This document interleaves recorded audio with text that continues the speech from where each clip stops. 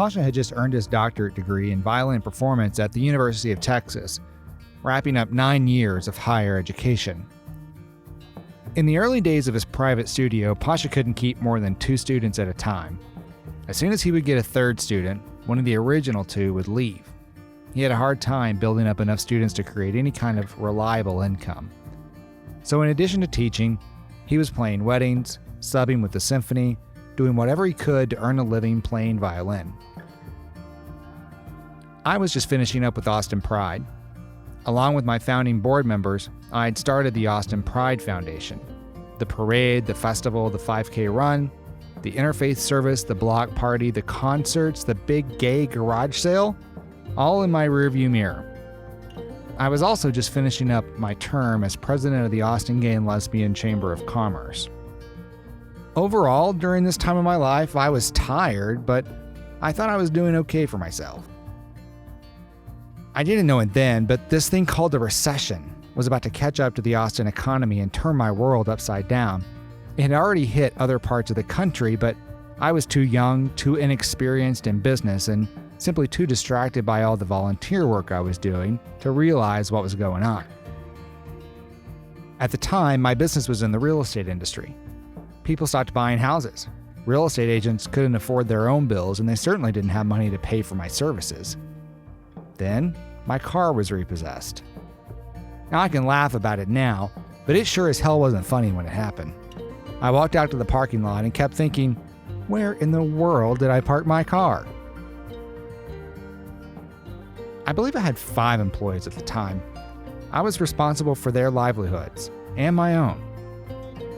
The shame of letting people go because I no longer had the money to pay them was humiliating and devastating. I felt bad for them. I felt bad for me. I just felt really bad. This is what our lives were like when Pasha and I first got together. 2 complete messes fumbling our way through life in economic circumstances that were foreign to us both. One morning, Pasha looked at me and said, "Babe, we have 23 cents in the bank." Now let's be clear, he was talking about his account. Truth is, mine was probably in the negative. During those days, we ate a lot of Progresso soup with American cheese singles and saltine crackers. And when I say a lot, I mean sometimes twice a day. For 2 people that don't cook, that was the cheapest and most filling meal that we could come up with. There were a lot of suffering people during this Great Recession. Pasha and I both acknowledged that during that time we were fortunate that we had a roof over our head, because many people lost theirs. This is Chad Peevy. Thank you for listening to my podcast. In today's podcast, I want to talk to you about money mindset.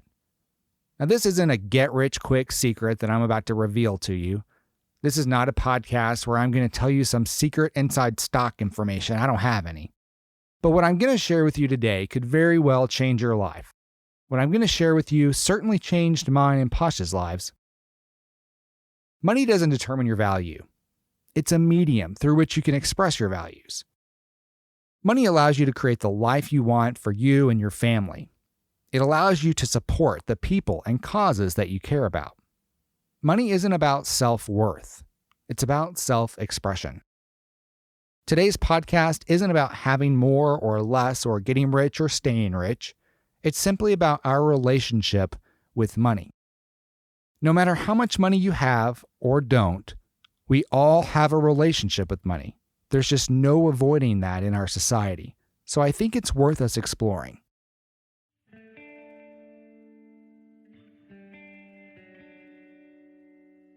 In the last 8 years, the circumstances of mine and Pasha's lives have changed dramatically. We're fortunate enough to live in a luxury condo, drive a luxury car, take luxury vacations. In those 8 years that have passed from when Pasha was unable to build a private studio and I was losing my business, we have each created multiple 6-figure incomes for several consecutive years. We aren't super rich by any means, but we are light years away from where we were. Now stop.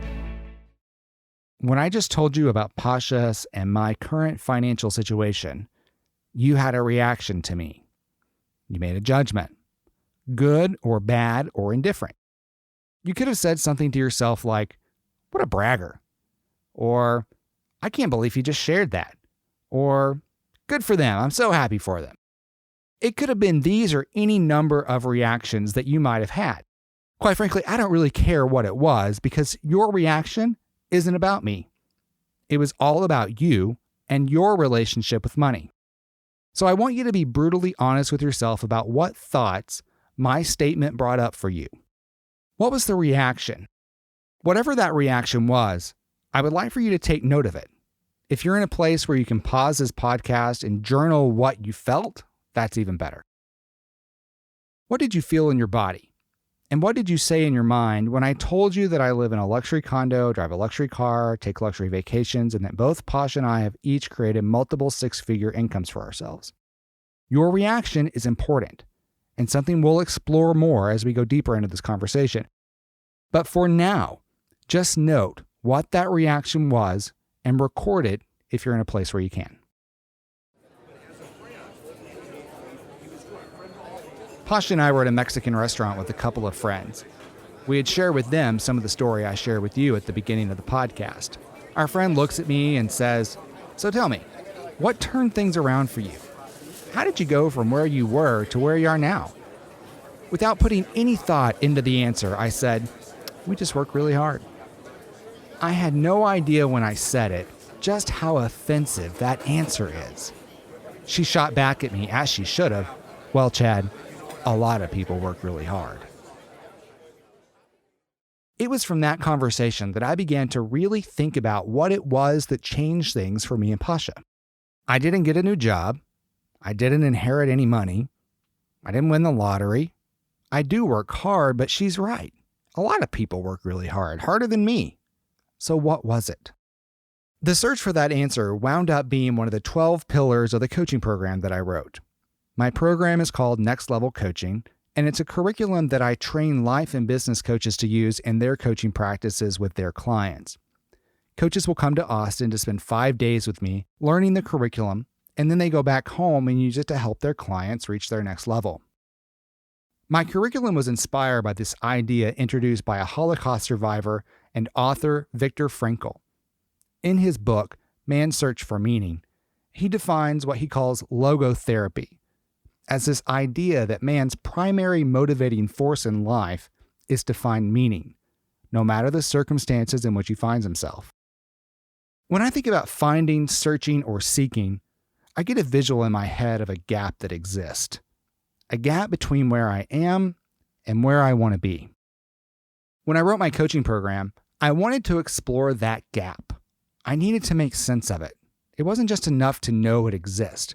I wanted to put steps in place to guide me on that search for meaning in life. I wanted to answer my friend's question. What was it that took me from where I was to where I am? And what will take me from where I am to where I want to go? And so based on my own journey and research, I outlined 12 core pillars that I believe help us begin to find that meaning and to bridge that gap. And in the context of coaching, that means reaching our next level or higher understanding of ourselves and our place in the world. One of those 12 pillars is our relationship with money, a section in my program that I call Money Mindset. Money itself is neither good or bad. Money is a tool. Money is no more than fancy paper, a piece of metal, or a blip on a computer screen. You could say the same thing about a roll of toilet paper, a key, or a cat video. But to be something that is so worthless, we give money an awful lot of value. We allow money to play an overwhelming factor in where we live, who we marry, how many kids to have or to have kids at all, the way we eat, the way we spend our time, our education, what we do for a living, even how we allow people to treat us. All of these things can be traced back to the value and ultimately the relationship we have with money. Money only has the power that we give it, and we give it a lot of power. That being said, short a massive revolution or zombie apocalypse, there's really no escaping the important role that money plays in our lives. Whether you have a little or have a lot, whether it's something that you want more of or feel like you have too much of, money is an inescapable part of all of our lives. which is why we need to have as healthy a relationship with it as we can. And just like how we have to learn how to think about and put into practice a healthy lifestyle so that we don't become obese or fall to disease, we also have to learn how to think about and put healthy habits into practice around money. What we think, we become. It's true for money, too. Now, for some of you, this is about to get real woo-woo, but just stick with me. You're already in it this far, you might as well. There's a reason that when I finish my morning meditation practice, I do a compassion mantra for myself and for others. And finally, I say to myself many times over, money comes quickly and easily. I am a money magnet. We, our minds, have incredible power. When you imagine that you're always sick, or always broke, or always getting the blame, or always a day late and $1 short, well, guess what? You will be, I promise. And I bet that you have an easy time accepting that truth, right? You can shake your head and say, yeah, I understand that. That's the truth. I know that's right. If you can accept that, then isn't it also within reason that the same would be true if you said, my clients always pay on time. I always have enough. I get paid what I'm worth. I always feel good. I have a really great life. Why is it that when you hear that, you say, maybe? You know, for me, part of dealing with depression and anxiety is that when I'm down, I'll catastrophize. I'll anticipate negative events. I'll dread checking my email because I know something horrible is waiting for me in there. I'll tell myself that client is going to cancel, and guess what? It all comes true. When I do what I know I'm supposed to do, when I meditate, when I do my affirmations, when I tell myself that good things are happening, when I tell myself that money comes quickly and easily and I'm a money magnet, guess what happens? It all comes true. Now, there's a cynic or two listening saying that this has to be bullshit because you can't just think your way into being rich, and they're kinda right. I can say money comes quickly and easily and I'm a money magnet because I've done the work to support that outcome. I've already laid the foundation. Chances are you too have laid that foundation, or you're working on it now, whether it's by owning your own business or delivering value to someone else's. I know this works because I've done it again and again and again.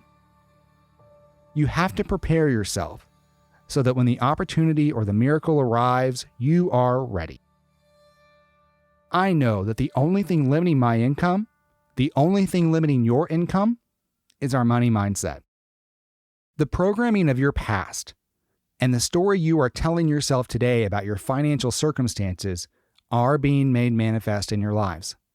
They're being made manifest by your mindset. Now, where did that programming or that money mindset come from?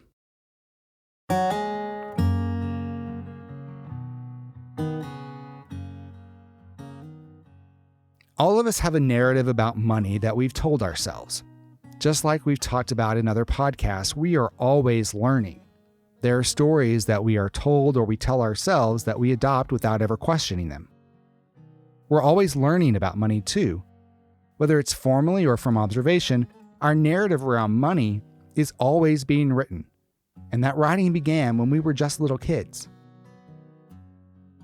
When I was a kid, money wasn't something that we talked about in our family. We were a lower middle class family in rural Arkansas.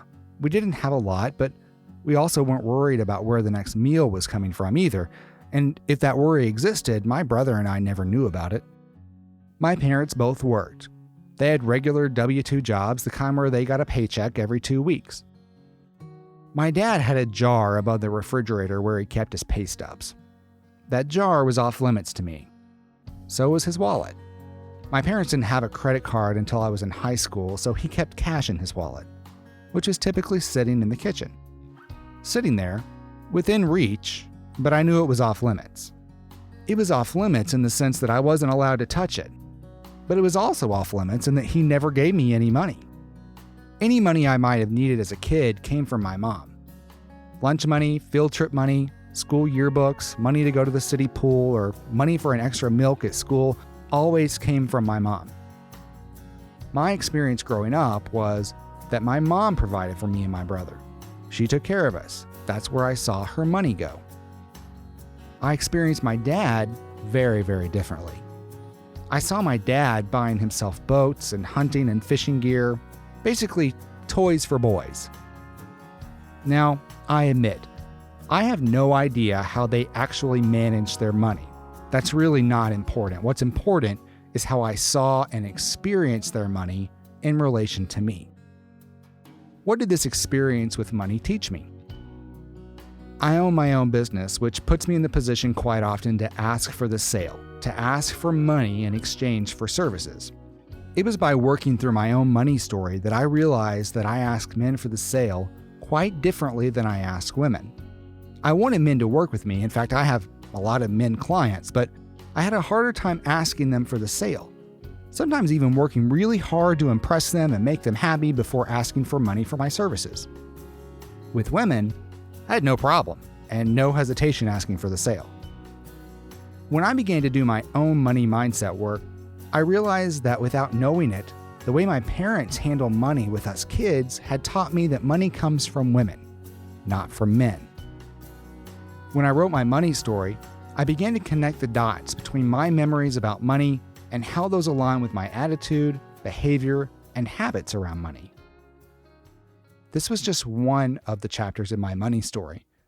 And as I hope you'll see for yourself, there are many chapters to our money story. Remember earlier when I asked you to write down the reaction you had to me telling you that I have a luxury condo, luxury car, and take luxury vacations? Your reaction was part of your money story. By doing the work of writing your money story, you too will begin to connect those dots of your memories about money with your attitude, behavior, and habits with money today.